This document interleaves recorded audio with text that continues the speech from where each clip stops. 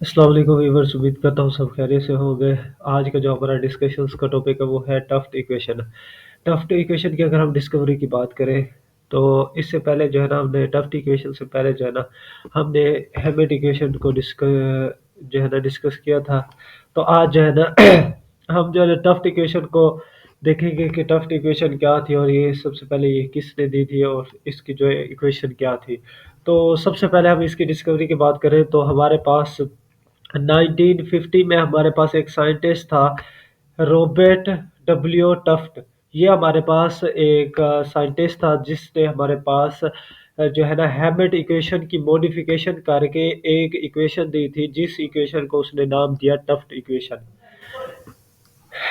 हैमट एक scientist, Taft एक Robert Taft एक साइंटिस्ट था जिसने 1950 में एक इक्वेशन दी थी मॉडिफिकेशन करके। किसकी? हैमट इक्वेशन की मॉडिफिकेशन करके एक इक्वेशन दी थी जिसका नाम उसने क्या रख दिया? Taft equation. अपने नाम पे ही इसने अपनी जो है ना इक्वेशन का नाम रख दिया। अब जो टफ्ट इक्वेशन है ये हमारे पास एक लीनियर फ्री एनर्जी है। ये क्या है? Taft equation is a linear free energy relationship है।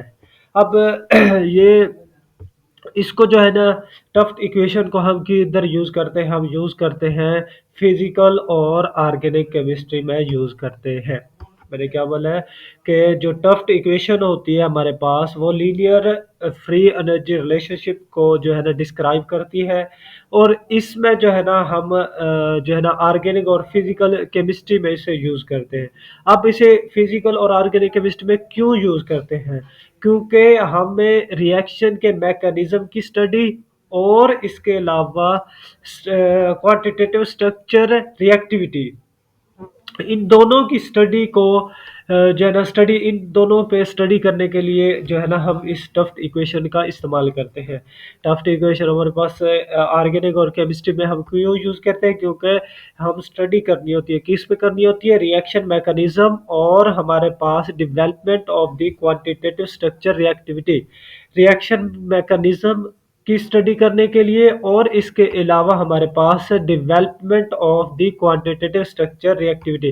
जो हमारे पास क्वांटिटेटिव स्ट्रक्चर होता है उसमें एक्टिविटी को जो है ना स्टडी करने के लिए जो है ना उसकी एक्टिविटी की डेवलपमेंट को हमारे पास स्टडी करने के लिए जो है ना हम इस टफ्ट इक्वेशन का यूज करते हैं। अब हमारे पास जो है ना हैमेट इक्वेशन क्या थी, उसमें क्या उसने हैमेट ने डिस्क्राइब किया था और टफ्ट ने आके क्या डिस्क्राइब किया है? हैमेट ने हमारे पास जो है ना इंडक्टिव इफेक्ट को और रेजोनेंस इफेक्ट को डिस्कस करता है। हैमेट जो है ना हैमेट ने इंडक्टिव इफेक्ट के बारे में डिस्कस किया था और रेजोनेंस इफेक्ट के बारे में डिस्कस किया था। लेकिन जो टफ्ट इक्वेशन है ये हमारे पास स्टीरिक इफेक्ट के बारे में डिस्कस करता है। इन दोनों पॉइंट्स को भी स्टडी करता है और इसके साथ साथ जो है ना स्टीरिक इफेक्ट को भी स्टडी करता है। इन दोनों में डिफरेंस ये है कि ये जो है ना स्टीरिक इफेक्ट को क्या करता है? डिस्क्राइब नहीं करता। ये हमारे पास स्टीरिक इफेक्ट को डिस्क्राइब करता है। अब नेक्स्ट हमारे पास टफ्ट की बेसिक अगर इक्वेशन की बात करें तो log K S over K three K H three, यहाँ पे क्या है? K H three is equal to, ये जो है ना हमारे पास एक इक्वेशन दी थी किसने? टफ्ट ने। ये हमारे पास टफ्ट की एक बेसिक इक्वेशन है। अब इसमें ये जो फैक्टर्स हैं सारे, ये क्या कौन से फैक्टर है और ये किसको रिप्रेजेंट कर रहे हैं? ये जो है पूरा जो रेशियो है ये वाली सारी, ये वाली, इस रेशियो को हम कहते हैं कि ये हमारे पास rate of substituent reaction and reaction reference reaction और सब्स्टिट्यूएंट रिएक्शन की एक रेट रेशो है। ये देखें, मैंने क्या बोला है कि substituent ratio, S substituent ratio, और यहाँ पे जो है ना रेफरेंस रिएक्शन, जो हम मतलब रिएक्शन करवाएंगे रेफरेंस रिएक्शन, और इन दोनों की रेशो को हम क्या कहते हैं कि ये वाली हमने इस इक्वेशन का नाम दिया। ठीक है, अब इसमें जो है ना रो ये क्या है और ये वाला साइन किसको रिप्रेजेंट करता है और ये तीनों किसको रिप्रेजेंट करते हैं? तो इसमें जो ये वाला स्टार वाला है हमारे पास, इधर आएगा हमारे पास स्टार। क्या आएगा हमारे पास? स्टार आएगा। तो हमारे पास ये जो स्टार वाला है, ये हमारे पास किसको रिप्रेजेंट करता है? ये रिप्रेजेंट करता है पोलर सब्स्टिट्यूएंट कांस्टेंट। ये किसको रिप्रेजेंट कर रहा है? पोलर सब्स्टिट्यूएंट कांस्टेंट को ये रिप्रेजेंट कर रहा है, जिसे हम ऑलमोस्ट जो है ना इनऑर्गेनिक में क्या कहते हैं? सिग्मा। सिग्मा इधर हम किस लिए यूज करते हैं? पोलर सब्स्टिट्यूएंट कांस्टेंट के तौर पर लेते हैं। अब ये वाला जो कांस्टेंट है, ये किसको डिस्क्राइब करता है? ये हमारे पास फील्ड इफेक्ट और इंडक्टिव इफेक्ट को ये वाला जो फैक्टर है डिस्क्राइब करता है। इस फैक्टर के ज़रिए हम जो है ना इंडक्टिव इफेक्ट और फील्ड इफेक्ट को जो है ना क्या कर सकते हैं? स्टडी कर सकते हैं इसके ज़रिए। अब हमारे पास ये वाला जो रो है, इसको हम क्या कहते हैं? इसको कहते हैं कि सेंसिटिविटी फैक्टर, या आप इसको पोलर सेंसिटिविटी फैक्टर भी कह सकते हैं। इसे हम क्या कहते हैं? पोलर सब्स्टिट्यूएंट को फैक्टर। और इसे हम क्या कहते हैं? Polar substituent constant. ये हमारे पास क्या है? कांस्टेंट है, पोलर सब्स्टिट्यूएंट कांस्टेंट है। ये हमारे पास सेंसिटिविटी फैक्टर है। ठीक है, अब नेक्स्ट है हमारे पास ये वाला जो साइन है, ये रिप्रेजेंट करता है सेंसिटिव। ये हमारे पास क्या है? Sensitivity factor for a reaction to the steric effect. Reaction के हमारे पास जो सेंसिटिविटी फैक्टर होता है रिएक्शन का, जिसमें हम स्टीरिक इफेक्ट को जो है ना देखते हैं, तो ये हमारे पास स्टीरिक इफेक्ट को जो है ना रिएक्शन के स्टीरिक इफेक्ट को जो है ना हमें बताता है। और उसके बाद है हमारे पास E S. E S means steric substituent constant. E से हमारे पास क्या बनेगा? Steric. S steric substituent constant. ये हमारे पास कौन सा है? कांस्टेंट है स्टीरिक सब्स्टिट्यूएंट कांस्टेंट। अगर हम इन का ओवरऑल जो है ना रिजल्ट देखें, तो आप लोगों ने क्या करना है?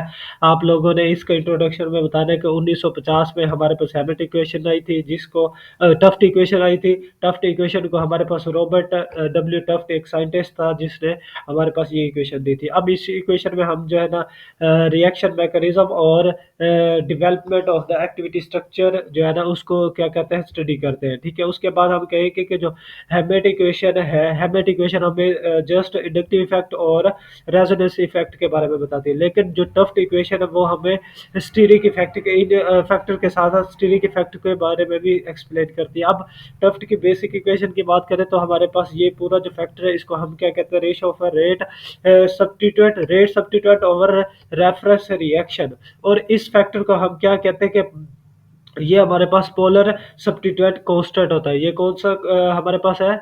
यहाँ पे आप जो है ना ये स्टार लगा लें और इधर भी स्टार लगा लें, ताकि ये जो है ना डिफरेंस हो सके। ठीक है, अब ये जो फैक्टर है, इसको हम क्या कहते हैं? पोलर सब्स्टिट्यूएंट कांस्टेंट है। पोलर सब्स्टिट्यूएंट कांस्टेंट ऐसा पोलर सब्स्टिट्यूएंट कांस्टेंट है जिसमें हम फील्ड इफेक्ट और इंडक्टिव इफेक्ट को स्टडी करते हैं। इसके अलावा जो है ना हमारे पास ये जो फैक्टर है, ये फैक्टर हमारे पास सेंसिटिविटी फैक्टर या पोलर सेंसिटिविटी फैक्टर है। ये हमारे पास पोलर सेंसिटिविटी फैक्टर है, ये कांस्टेंट है। इन दोनों में डिफरेंस आप लोगों ने याद रखना है। ये पोलर सब्स्टिट्यूएंट कांस्टेंट है, ये पोलर सब्स्टिट्यूएंट फैक्टर है। क्या है? फैक्टर है। इन दोनों में ये डिफरेंस आप लोगों ने याद रखना है। उसके बाद आपने कहना है कि ये जो है, ये हमारे पास फैक्टर फॉर रिएक्शन सेंसिटिविटी जो फैक्टर है, ये हमारे पास ये भी एक फैक्टर है। ये हमारे पास फैक्टर किसका है? रिएक्शन का। और ये हमारे पास जो है ना E S steric substituent constant को रिप्रेजेंट करता है। तो ये था आज का हमारा लेक्चर। उम्मीद करता हूँ आप लोगों को समझ आएगी। अगर आप लोगों को समझ आए, तो आप लोगों ने हमारा लेक्चर ये जो है ना चैनल सब्सक्राइब करना है। इंशाल्लाह मिलते हैं फिर नेक्स्ट वीडियो।